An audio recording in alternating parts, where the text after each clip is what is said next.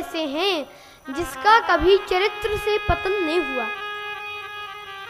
एक बार रावण कुंभकर्ण के पास पहुंचा तो कुंभकर्ण ने कहा कि लंकापति, आज तुम बड़े उदास दिख रहे हो। तुम चिंतित आज दशानन क्यों? तुम क्यों चिंतित हो? रावण बोला, हर ली हमने मिथिलेश कुमारी, हमने मिथिलेश कुमारी का हरण कर लिया। कुंभकर्ण बोला, अधिकार किया तुमने उन पर? तुमने उन पर अधिकार किया? रावण बोला, कैसे अधिकार किया? लखती ही नहीं वह और हमारी, वो हमारी ओर देखती ही नहीं है। अच्छा, तो जैसे साधु का वेश धारण करके हरण कर लाए तो राम जी का रूप धारण कर कर अधिकार पा लेते। तब राघव ही ना बने तुम क्यों? रावण बोला, इसमें हमको भय भैरव भारी क्यों?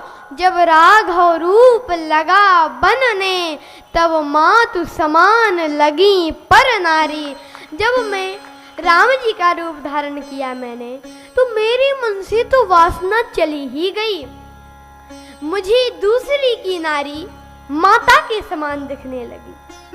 तो बैरव राम बड़ाई करहीं। राम जी के शत्रु भी उनकी बड़ाई करते हैं। एक दिन जब राम जी का और रावण का युद्ध चल रहा था तो मेघनाथ का वध हुआ। तो मेघनाथ की पत्नी सुलोचना रावण के पास आई और कहा कि पिताश्री, अगर आपकी आज्ञा हो तो मैं अपने पति का शव रामादल से ले आऊं। रावण बोला, अवश्य बेटी जाओ, अवश्य जाओ। अब दरबारी सोचे कि महाराज, सभा में था उस समय रावण, दरबारी सोचे कि महाराज आपकी 10-10 बुद्धियां हैं, एक में भी समझ नहीं है, 20-20 नेत्र हैं, एक से भी दिखाई नहीं देता। कहा क्यों?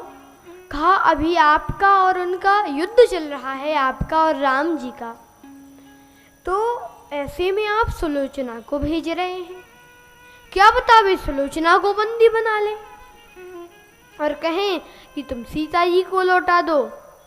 राम जी कहें कि तुम सीता जी को लौटाओ तो हम सुलोचना को लौटा देंगे।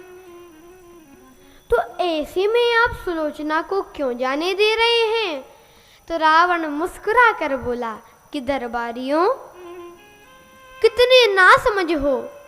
क्यों? राम ऐसा नहीं कर सकते। क्यों नहीं कर सकते? जब आपने उनकी पत्नी का हरण किया है तो वे भी तो सुलोचना को बंदी बना सकते हैं। रावण बोला, इसलिए क्योंकि ये काम रावण का है, ये काम राम का नहीं है।